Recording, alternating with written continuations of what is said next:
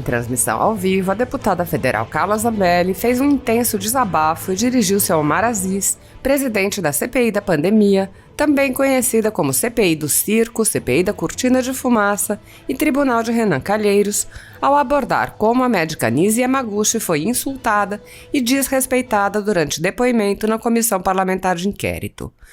A parlamentar encetou: "Se eu não botar pra fora, eu acho que eu não consigo dormir. Quem assistiu deve estar com o mesmo sentimento de alguma coisa entalada aqui. Se colocar no lugar da doutora Nise Yamaguchi, poderia até não concordar com algumas coisas dela, mas jamais tratar da forma como ela foi tratada." Neste contexto, Zambelli explanou: "Isso que vocês estão fazendo está depondo contra vocês. Eles estão conseguindo pegar até a antipatia de quem é contra Bolsonaro, do quanto eles estão sendo asquerosos.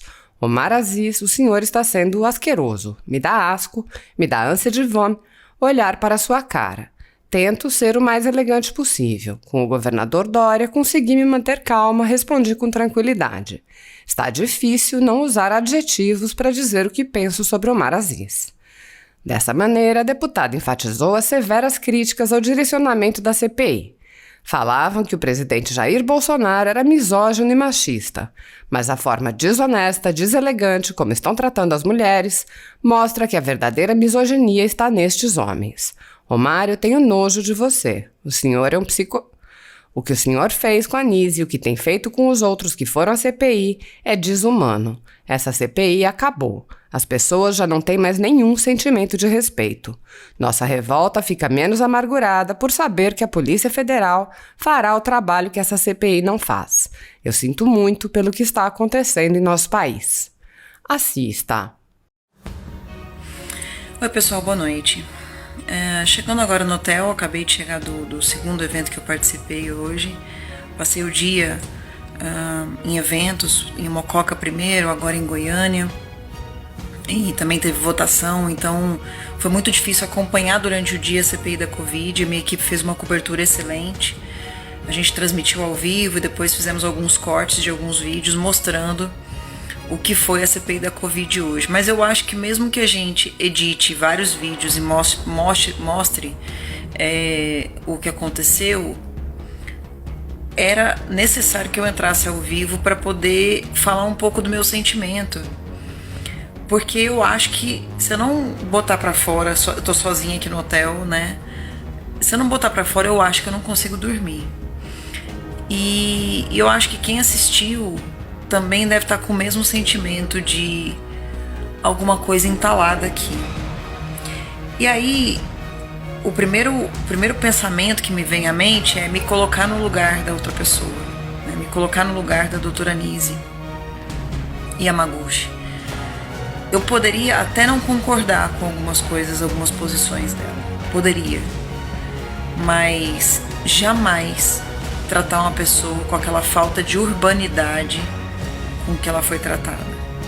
Eu já presidi algumas sessões nas quais eu não concordava com as pessoas que estavam falando, mas eu deixava que as pessoas respondessem. E quando eu estou tratando com iguais, existe uma teoria que é a seguinte: quando você trata com iguais, você tem até o direito de ser grosso com a pessoa ser grossa com você, né? Eu costumo só reagir a grosserias. Eu não costumo originar grosserias. Não é do meu feitio, né? Mas se eu tiver que fazer alguma grosseria por algum preconceito que eu tenha a respeito de alguém, eu faço de alguém com igual condições que eu ou acima de mim. Alguém que possa responder para mim, hierarquicamente acima de mim. Agora, alguém que não esteja em igual condições que você, esteja hierarquicamente abaixo de você, ou sem ter o poder da palavra, ou do controle da palavra, como era o caso da doutora Nise ali, ela estava ali como convidada, ela não estava como ré, não estava como investigada, ela não é parlamentar, então ela não tem o direito, digamos, de ligar o microfone e poder falar o que ela quer. Aliás, é algo que a gente precisa repensar, né, numa CPI. Depois que eu vi aquilo ali, eu vi o Magno Malta como presidente da CPI do narcotráfico tratar narcotraficantes E vi também o presidente Magno Malta, numa CPI da pedofilia, tratar com pedófilos com muito mais urbanidade do que o Omar Aziz hoje fez com a doutora Nise. E não só ele, Otto Alencar e alguns outros, o Rogério, sei lá o que, do PT. O que vocês estão fazendo, senhores, não é só desrespeitoso ou mal educado. Isso que vocês estão fazendo está depondo contra vocês. Em última instância, eu poderia até ficar aliviada. Em última instância, eu poderia ter o sentimento de alívio, porque as pessoas estão tendo cada vez mais a certeza da palhaçada, da esquizofrenia, do circo, da vergonha, da mentira que é essa CPI. E quanto mais eu saio às ruas e mais eu converso com as pessoas nas ruas, eu percebo que esse é o sentimento não meu e não dos senhores que seguem as minhas redes sociais, mas da população.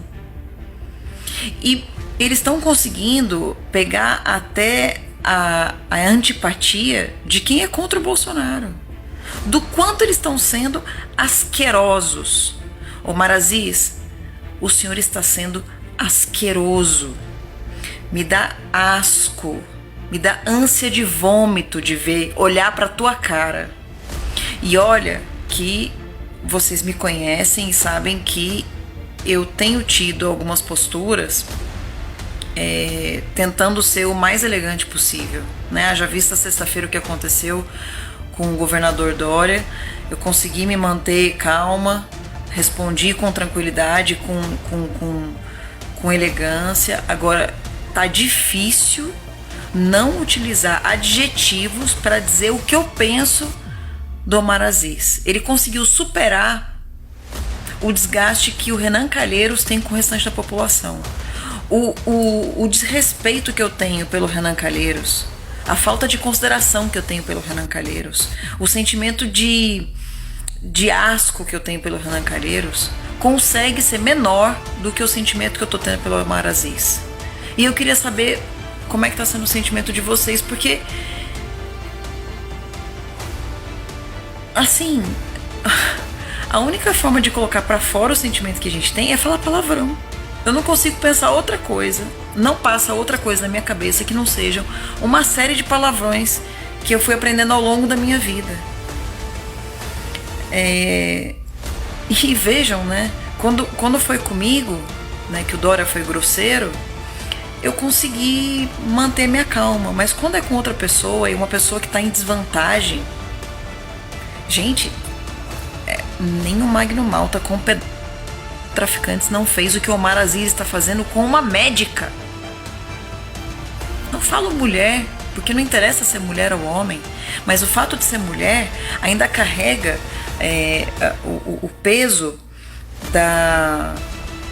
das acusações que faziam ao nosso presidente, do fato, falavam que ele era misógino, né, machista. A forma como eles estão tratando, a forma desonesta, deselegante, mal educada com que eles estão tratando as mulheres, mostram que o verdadeiro machismo, a verdadeira misoginia, né, tá nesses homens. Omar, você é asqueroso. Eu tenho nojo de você. Eu duvido que você consiga pegar um avião, andar numa rua, ser reconhecido e não ser maltratado na rua.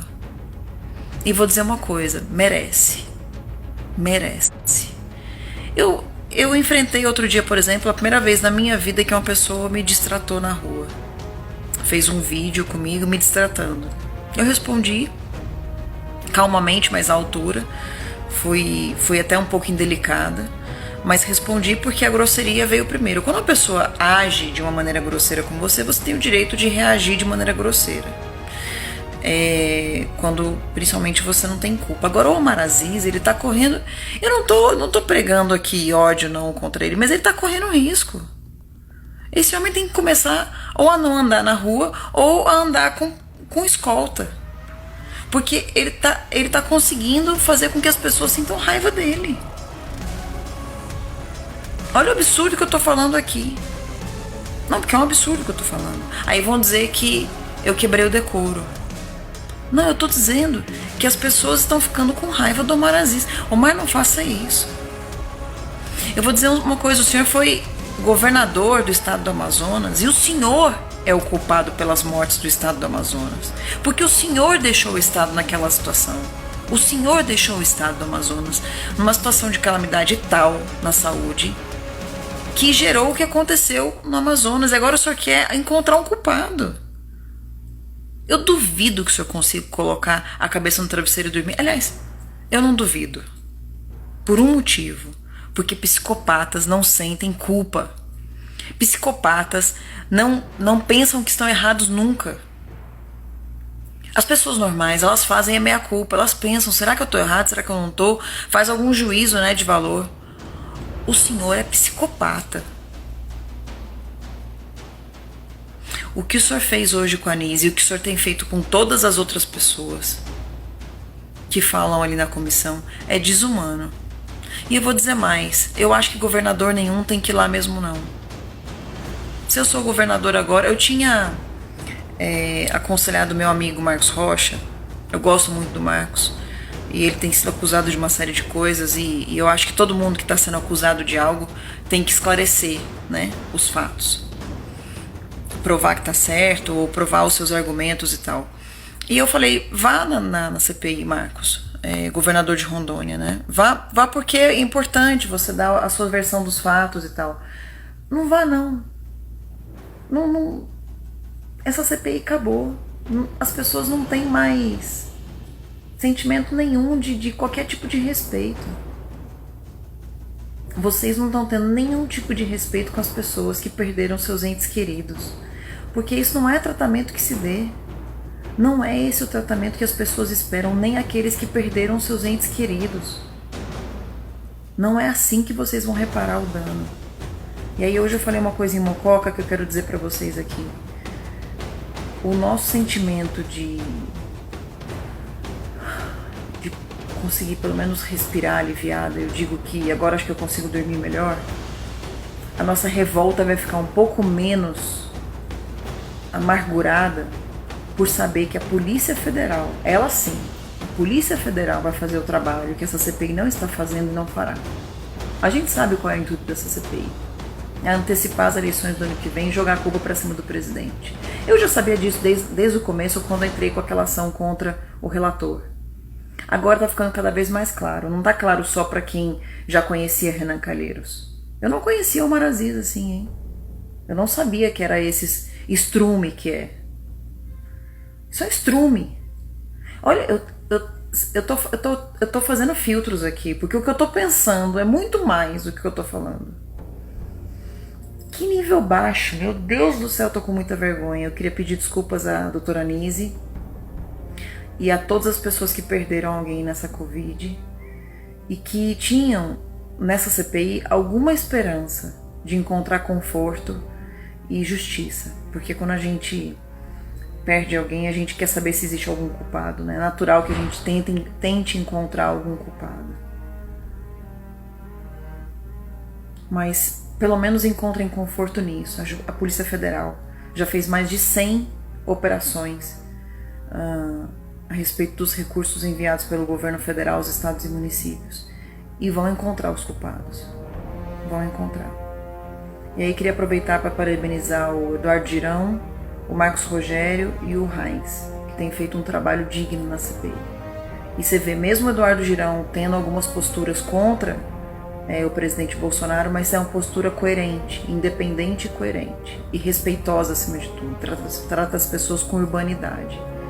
Mas o que está acontecendo lá, eu precisava colocar para fora e dizer para vocês que eu sinto muito por a gente estar passando por tudo isso no nosso país, uma tremenda falta de respeito.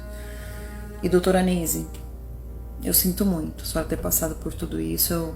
Eu não consigo nem imaginar como que foi o seu sentimento ao sair dali e não poder falar, não poder se expressar, não poder responder.